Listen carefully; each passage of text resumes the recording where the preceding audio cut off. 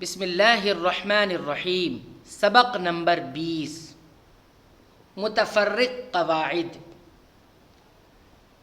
اس سبق میں ہم کچھ الگ الگ قواعد ہیں، قاعدے ہیں جو تھوڑے سے ہٹ کر ہیں، اس قواعد کا یہاں پر ذکر کیا جا رہا ہے۔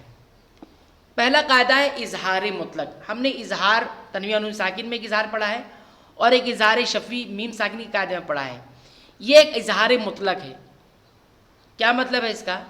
کہ ان چار کلمات، یہ جو آپ کو بعد کلمات باکس میں نظر آ رہے ہیں، 1 2 3 4، ان چار کلمات میں نون ساکن کے بعد حروف یرملون ایک کلمے میں آنے کی وجہ سے ادغام نہیں ہے۔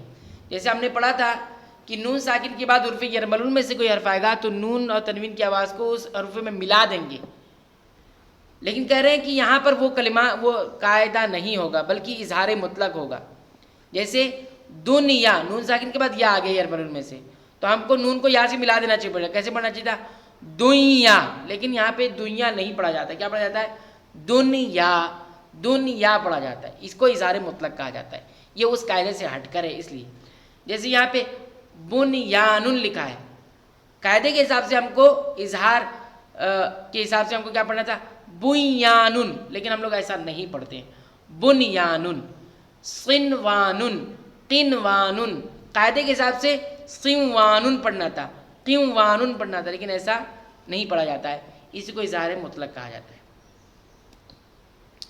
دوسرا قاعدہ دیکھیے، سکتہ۔ اس کا نام کیا ہے؟ سکتہ۔ سکتہ کس کو کہا جاتا ہے؟ آواز روک کر سانس لیے بغیر آگے پڑھنے کو سکتہ کہتے ہیں۔ یعنی آپ پڑھتے پڑھتے جا رہے ہیں، آواز آپ نے بند کر لی ہے لیکن سانس جاری رکھا ہے، تو رک تو گئے ہیں آواز روک کر، لیکن سانس جاری ہے، اس کو سکتہ کہا جاتا ہے۔ یعنی آواز رک جائے اور سانس جاری رہے۔ اب ان چار کلمات میں سکتہ واجب ہے۔ ایک کلمہ یہ، دو یہ، تین یہ، یعنی چار باکس میں جو دکھا ہوا ہے سکتہ کا، اس میں سکتہ واجب ہے۔ سکتہ کا حکم یہ ہے کہ متحرک کو ساکن کیا جائے اور دو زبر کو الف سے بدل کر پڑھا جائے۔ متحرک حرف ہے تو اس کو ساکن کر دیں گے، ہاں، اور آواز توڑ دیا آپ نے، اور لیکن سانس جاری ہے، اور دو زبر آ رہا ہے تو اس کو الف سے بدل کر پڑھنا ہے۔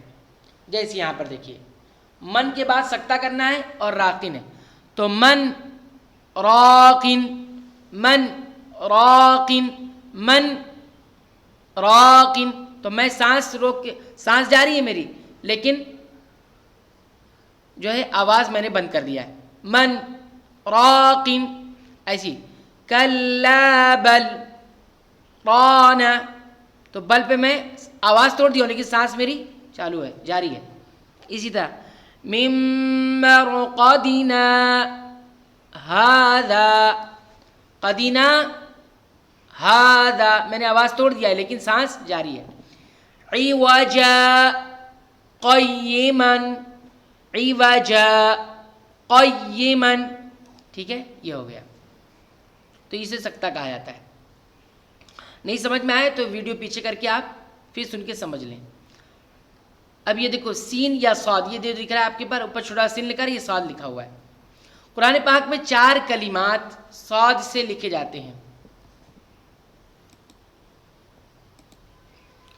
قرآن پاک میں چار کلمات صاد سے لکھے جاتے ہیں، اور صاد پر باریک سین بھی لکھا جاتا ہے تو مین حرف صاد لیکن اوپر باریک سا سین لکھ دیا جاتا ہے۔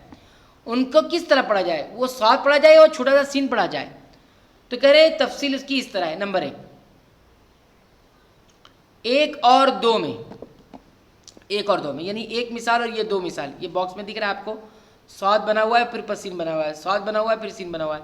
یہاں پہ دیکھیے صاد بنا ہے، سین بنا ہوا ہے، صاد لکھا ہوا ہے پھر اوپر سین لکھا ہوا ہے چھوٹا سا۔ تو یہ جو چار باکس بنے ہوئے ہیں، اس میں کہہ رہے ہیں پہلے اور 2 میں صرف سین پڑھیں گے۔ یہ پہلے باکس میں اور دوسرے باکس میں جو مثال ہے اس میں سین پڑھیں گے۔ حالانکہ پڑھنا کیسے چاہیے تھا؟ یب سوتو، لیکن کیا پڑھیں گے؟ یب سوتو، سین سے پڑھیں گے۔ بس توتن، بس توتن صاد سے پڑھنا تھا لیکن کیا بولیں گے؟ بس توتن، سین کے ساتھ پڑھیں گے۔ یہ 2 باکس میں۔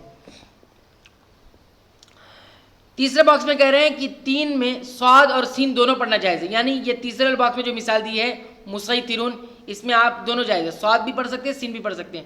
یعنی ایسا بھی پڑھ سکتے ہیں ام ہم المسیطرون صاد کے ساتھ، یا پھر ایسے پڑھ سکتے ہیں ام هم المسیطرون. ٹھیک ہے. اور آخری جو چوتھا باکس ہے اس میں کہہ رہے ہیں صرف صاد پڑھنا ہے. بمسیطر سین لکھا ہوا ہے لیکن آپ کو صاد ہی پڑھنا ہے, سین نہیں پڑھنا ہے. بمسیطر. سب کا یہاں پہ حوالہ ریفرنس بھی دیا ہوا ہے, آپ اسے جا کر دیکھ سکتے ہیں. تو یہ دوسرا قاعدہ تھا. تو اظہار مطلق, سکتہ اور سین اور صاد کا قاعدہ. ایک قاعدہ یہاں پر لکھا ہے جس کا نام ہے تسہیل. تسہیل کا ویسے معنی ہوتا ہے نرمی کرنا, نرم پڑھنا, لیکن یہاں تجوید میں اس کا معنی کیا ہوگا کہ دوسرے حمزے کو نرمی کے ذریعے, یعنی دو حمزہ ایک جگہ جب اکٹھے ہو جاتے ہیں تو دوسرے حمزے کو نرمی کے ذریعے, دونوں حمزہ اصل میں کیسا ہے اس کو جھٹکے سے پڑھا جاتا ہے, لیکن اب دو حمزہ ایک جگہ جمع ہوگا تو دو جھٹکے ایک ساتھ جمع ہو رہے ہیں نا, تو ایسی صورت میں تسہیل کر دیں گے, یعنی دوسرے حمزے کو نرمی کے ساتھ پڑھیں گے. پہلے حمزے کو تو جھٹکے کے ساتھ پڑھیں گے لیکن دوسرے کو نرمی کے ساتھ پڑھیں گے. قرآن پاک میں صرف ایک کلمے میں تسہیل واجب ہے. ابھی اب مثال سمجھائیں گے ہم آپ کو. جیسے یہ دیکھیے پہلے باکس میں دکھ رہا ہے آپ کو تسہیل ہو رہا ہے یہاں پہ. یہ دیکھو ایک حمزہ یہ ہے اور ایک حمزہ یہ ہے. اعجمی, حمزہ زبر ا, حمزہ زبر ا, ا ا ا ا, جھٹکے سے پڑھنا ہے نا, لیکن کہہ رہے ہیں کہ نہیں, کیسے کر لیں, تسہیل کر لیں. یعنی پہلے حمزے کو تو جھٹکے سے رہنے دیں, دوسرا جو حمزہ ہے اس کو تسہیل کر دیں, یعنی نرم پڑھ دیں, جھٹکا نہ دیں. اعجمی ا ا ا اعجمی اعجمی, یہ تسہیل ہے. ٹھیک ہے. ایک قاعدہ اس میں ہے امالہ کا. امالہ کا قاعدہ کا کیا ہے, زبر کو زیر کی طرف اور الف کو یا کی طرف مائل کر کے پڑھنے کو امالہ کہتے ہیں. امالہ کا مطلب جھکانا ہوتا ہے.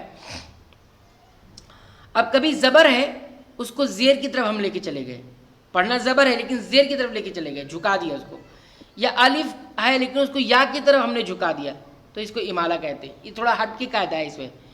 امالہ کی راہ کو اردو کے لفظ قطرے کی طرح پڑھیں گے. جیسے ری لکھا ہے لیکن پڑھیں گے رے, قطرے, ری کو رے سے جھکا دیا آپ نے. اب کہتے ہیں امالہ کا ہجے کس طرح کریں گے. جیسے دیکھو مجریہا, را کھڑا سے ری ہوتا ہے لیکن پڑھتے کیسے, مجریہا, ریہا, اسی کو امالہ کہتے ہیں. تو امالے کی ہجے اس طرح کریں گے, میم جیم زبر مج, را امالہ والی رے, را امالہ والی رے, مج رے. ٹھیک ہے. ایسے بولیں گے, میم جیم زبر مج, را امالہ والی رے, تو کیا پڑھیں گے,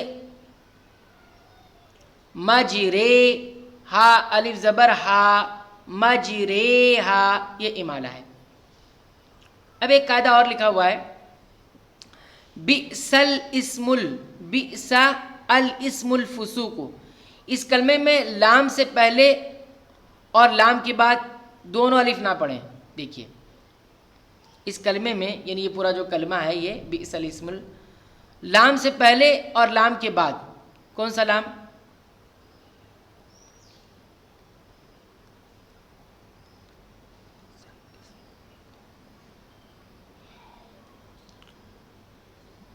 یہ والا لام, یہ جو الف لام یہاں لکھا ہوا ہے نا, اس میں دونوں الف نہ پڑھیں بلکہ لام کو زیر دے کر پڑھیں, الف نہیں پڑھیں گے.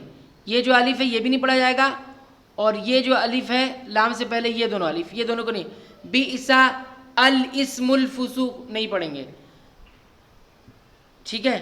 بلکہ یہ لام کو زیر دے دیں گے جیسے یہاں پر لکھا ہوا ہے. دیکھیے بڑی مثال میں آپ دیکھیے, بئس الاسم الفسوق نہیں پڑھتے, کیسے پڑھتے ہیں, بئس الاسم, اسلام کو زیر دے دیا اور سین سے ملا دیا, لسم.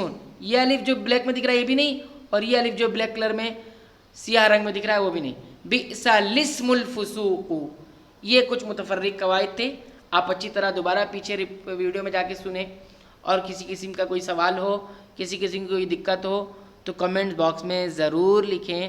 آپ کو کچھ سیکھنے کو ملا ہے تو ضرور کمنٹ کریں, اور ویڈیو کو دوسرے تک ضرور پہنچائیں, اور کمنٹ کرنا نہ بھولیں تاکہ آپ کے سوال کا جواب دیا جا سکے, یا ہمیں معلوم ہو سکے کہ آپ سیکھ رہے ہیں اور آپ کو سمجھ میں آ رہا ہے.